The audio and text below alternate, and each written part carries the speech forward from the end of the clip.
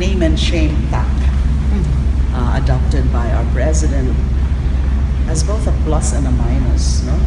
On one hand, it demonstrates yung seriousness, yung determination niya to really stomp out criminality and corruption, especially official corruption within the PNP ranks, between and among the PNP officials.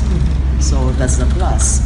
On the other hand, syempre, may violasyon dyan ng due process. There's still a presumption of innocence, and therefore they're entitled to be heard.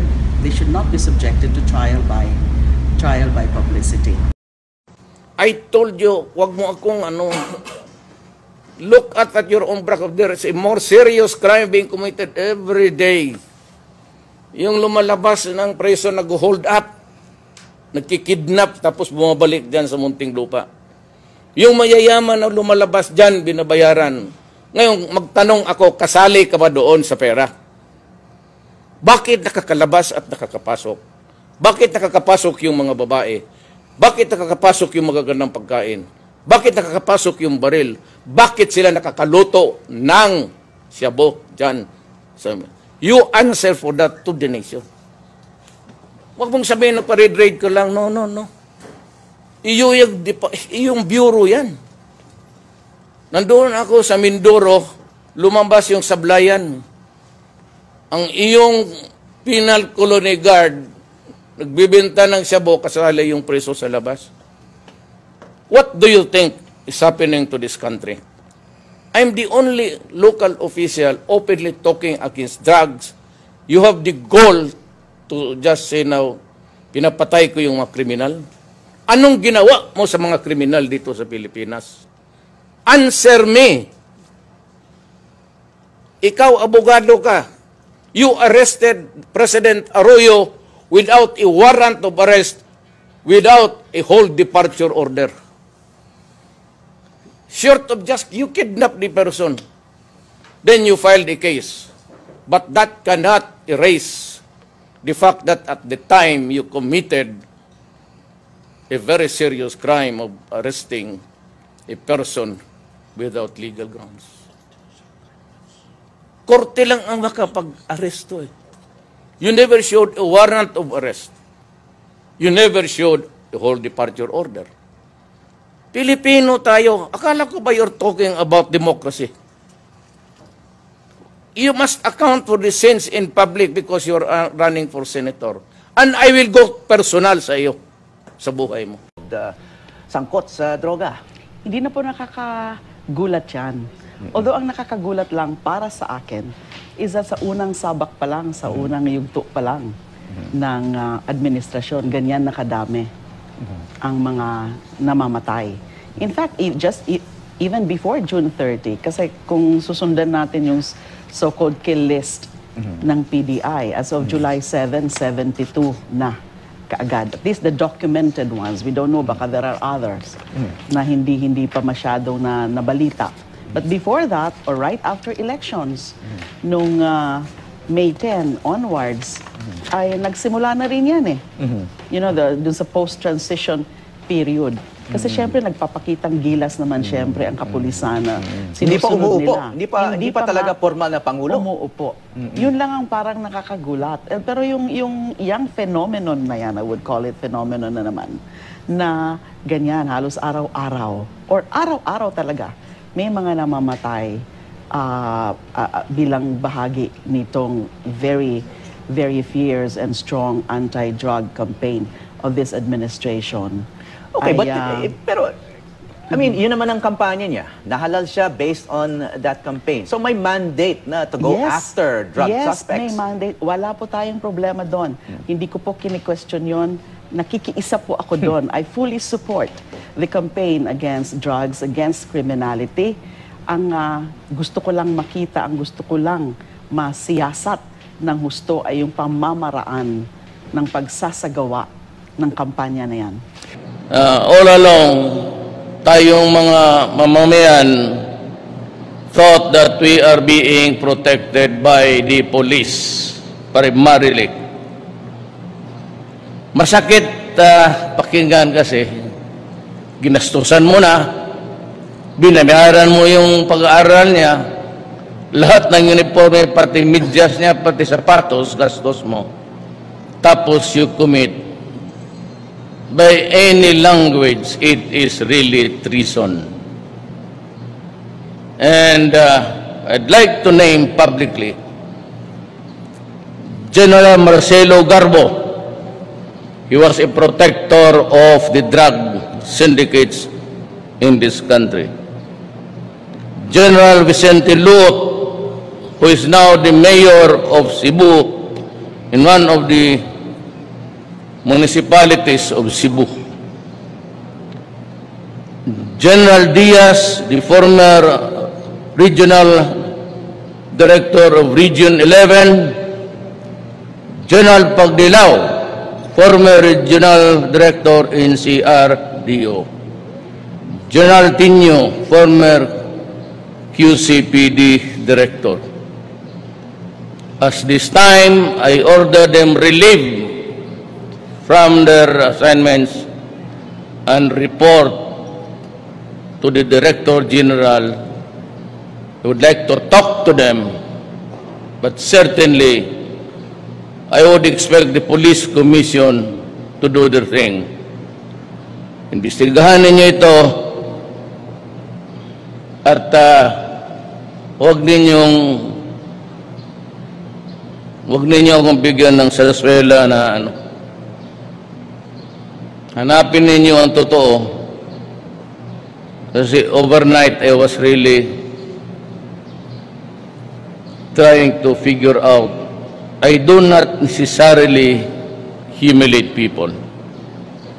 It's not my practice. Politiko ako eh. Kung mayor-mayor lang ako, wala naman akong kasali dyan sa bayan na yan, the Republic of the Philippines, edi okay lang. But dumating ako sa position na to, and I said, I have this sacred obligation to the Filipino people.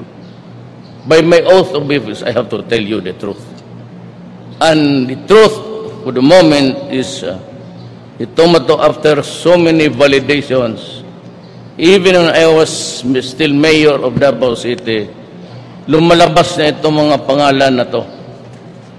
Na ganyang mga summary killings ng mga suspects, whether these are drug suspects or not. May mga na-dokumento po ng CHR, even yung Human Rights Watch. Pangalawa, bagamat meron ho kaming mga natagpuan na mga testigo dyan sa mga killings na yan sa Davao, ay wala ho ni isa sa kanila naglakas ng loob noon, nung nasa CHR po ako, na mag-execute ng affidavit para maging ebidensya dyan sa pagtugis dun sa mga dapat tugisin sa phenomenon na yan dyan sa Davao, yung tinatawag na Davao Death Squad. Started during her time. Siya ang magbantay sa akin. May access ako ngayon sa lahat ng documents why she started late. Hay, dilibat, tumahimik ka. Pareho ka na sa kaling sa opisina. Wala kayong nakitang ano? I will investigate you. Then I will file charges against you. Ano ka man? Do not ever think that and the order na may sabi nila na yung patay doon sa yung binatawan ng mga preso upon your orders. Do not pick a fight with me. You will lose. Set up siya walang trabaho. Ano bang nagawa ng DOJ until now? I said, they're still trying to, they're agonizing to establish what the name. If you are there for a long time and you have not solved smuggling until now, and yearly we lost 7 million, that is a crime and that is criminal negligence on their part. Di ba sinabi ko na sa'yo, nag-usap tayo noon, hindi ako ganun, ma'am, and i-address you as ma'am. Although mas nauna ako sa eskwelahan natin sa iyo. Ni ma'am kita eh. Sagasaan kita. Sinagasaan mo ako na sa power ka, sasagasaan kita. You better stay there, DOJ, until the end of time. At your own back of there is a more serious crime being committed every day. Yung lumalabas ng preso nag-hold up, nagkikidnap, tapos bumabalik dyan sa munting lupa. Yung mayayaman na lumalabas dyan, binabayaran. Ngayon, magtanong ako, kasali ka ba doon sa pera? Bakit nakakalabas at nakakapasok? Bakit nakakapasok yung mga babae? Bakit nakakapasok yung magagandang pagkain? Bakit nakakapasok yung baril? Bakit sila nakakaluto ng shabu dyan? You answer for that to the nation.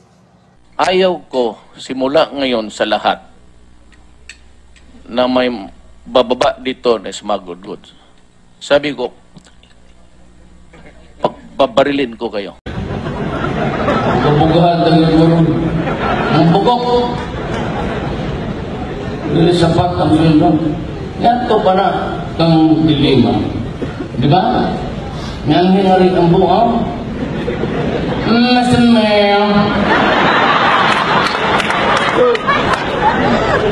Hear or heard that one message you threatened to kill a certain Alfredo Mendoza. Napay ego. Mendoza. And what is horrible is that right after 2 days after you threatened him, he was found dead. With a gunshot to the head.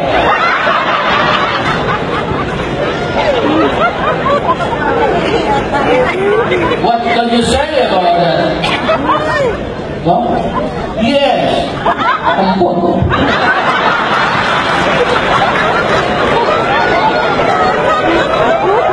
Kasi yun yung buto niya, ang bukira na. Kung tino-audio doon trabaho siya, human rights ba siya? Mano mga mobile classes? Mano karong niya mga gustowas? Si Eka, kanyang lula ko na. O lula ko na. Okay, but, pero, I mean, yun naman ang kampanya niya. Nahalal siya based on that campaign. So may mandate na to go after drug suspects. Yes, may mandate. Wala po tayong problema doon. Hindi ko po kini-question yun. Nakikiisa po ako doon. I fully support the campaign against drugs, against criminality. Ang gusto ko lang makita, ang gusto ko lang masiyasat ng husto ay yung pamamaraan ng pagsasagawa ng kampanya na yan. All along, tayong mga mamamayan thought that we are being protected by the police primarily. Masakit pakinggan kasi ginastusan mo na, binabayaran mo yung pag-aaral niya, lahat ng uniforme, pati medyas niya, pati sapatos, gastos mo. Tapos you commit. By any language, it is really treason. And I'd like to name publicly General Marcelo Garbo. He was a protector of the drug syndicates in this country. General Vicente Luot, who is now the mayor of Cebu, in one of the municipalities of Cebu. General Diaz, the former regional director of Region 11. General Pagdilao, former regional director in CRDO. General Tinio, former QCPD director. As this time, I order them relieved from their assignments and report to the Director General. I would like to talk to them, but certainly sa kaling sa opisina. Wala kayong nakitang ano? I will investigate you. Then I will file charges against you. Ano ka man? Do not ever think that and the order na may sabi nila na yung patay doon sa yung binatawan ng mga preso upon your orders. Do not pick a fight with me. You will lose. Set up siya walang trabaho. Ano bang nagawa ng DOJ until now? I said, they're still trying to, they're agonizing to establish what the name. If you are there for a long time and you have not solved smuggling until now, and yearly we lost 7 million, that is a crime and that is criminal negligence on their part. Di ba sinabi ko na sa'yo, nag-usap tayo noon, hindi ako ganun, ma'am, and i-address you as ma'am. Although mas nauna ako sa eskwelahan natin sa iyo. Ni ma'am kita eh. Sagasaan kita. Sinagasaan mo ako na sa power ka, sasagasaan kita. You better stay there, DOJ, until the end of time. At your own back of there is a more serious crime being committed every day.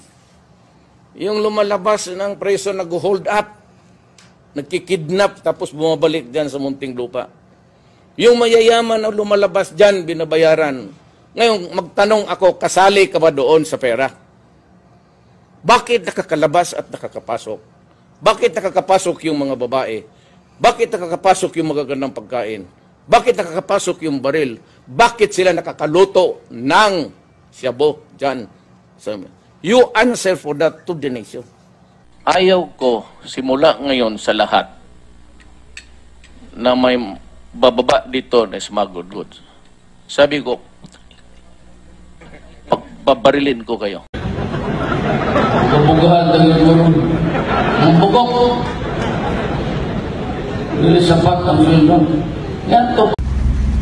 Name and shame tack adopted by our president has both a plus and a minus. No? On one hand, it demonstrates yung seriousness, yung determination niya to really stomp out criminality and corruption, especially official corruption within the PNP ranks, between and among the PNP officials. So that's the plus. On the other hand, syempre, may violasyon dyan ng due process. There's still a presumption of innocence, and therefore they're entitled to be heard. They should not be subjected to trial by publicity. I told you, wag mo akong look at your own back of there is a more serious crime being committed every day. Yung lumalabas ng preso nag-hold up, nagkikidnap, tapos bumabalik dyan sa munting lupa. Yung mayayaman na lumalabas dyan, binabayaran. Ngayon, magtanong ako, kasali ka ba doon sa pera?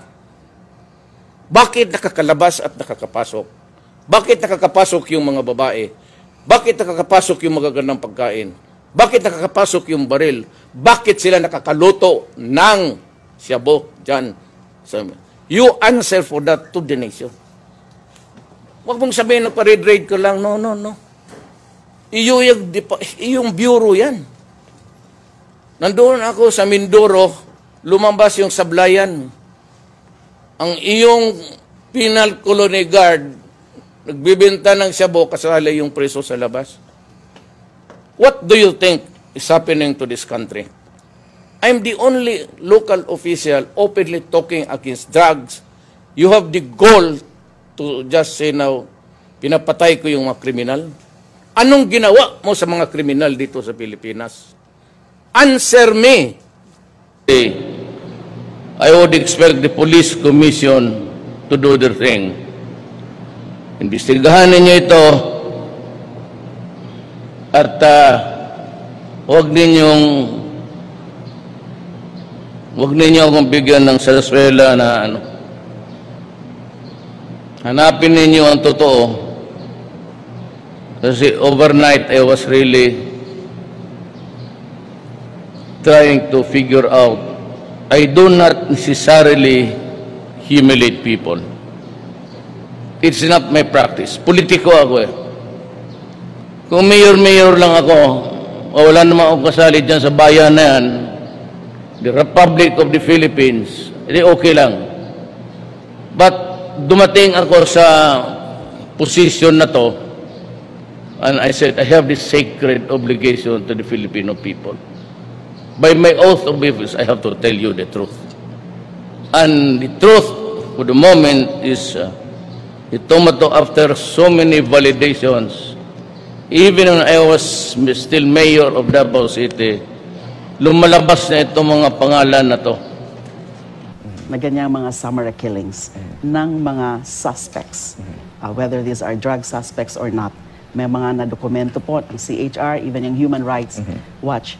Pangalawa, bagamat meron ho kaming mga natagpuan na mga testigo dyan sa mga killings na yan sa Davao, ay wala ho ni isa sa kanila naglakas ng loob noon, nung nasa CHR po ako, na mag-execute ng affidavit para maging ebidensya dyan sa pagtugis dun sa mga dapat tugisin sa phenomenon na yan dyan sa Davao, yung tinatawag na Davao Death Squad. Started during her time. Siya ang magbantay sa akin. May access ako ngayon sa lahat ng documents why she started late. Hay, dilibat, tumahimik ka. Pareho ka na. Ikaw, abogado ka. You arrested President Arroyo without a warrant of arrest, without a whole departure order. Short of just you kidnap the person, then you filed a case. But that cannot erase the fact that at the time you committed a very serious crime of arresting a person without legal grounds. Korte lang ang makapag-aresto eh. You never showed a warrant of arrest. You never showed a whole departure order. Pilipino tayo. Akala ko ba you're talking about democracy? You must account for the sins in public because you're running for senator. And I will go personal sa iyo, sa buhay mo. Sangkot sa droga. Hindi na po nakakagulat yan. Although ang nakakagulat lang para sa akin is that sa unang sabak pa lang, sa unang yugto pa lang ng administrasyon, ganyan nakadami ang mga namamatay.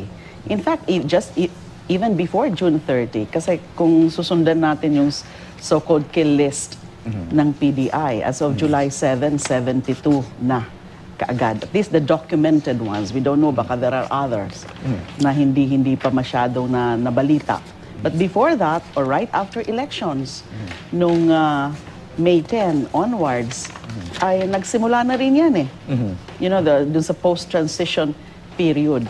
Kasi syempre nagpapakitang gilas naman syempre ang kapulisan na Hindi pa sinusunod umuupo. nila. Hindi pa talaga formal na Pangulo. Umuupo. Yun lang ang parang nakakagulat. Pero yung phenomenon na yan, I would call it phenomenon na naman, na ganyan, halos araw-araw, or araw-araw talaga, may mga namamatay bilang bahagi nitong very, very fierce and strong anti-drug campaign of this administration.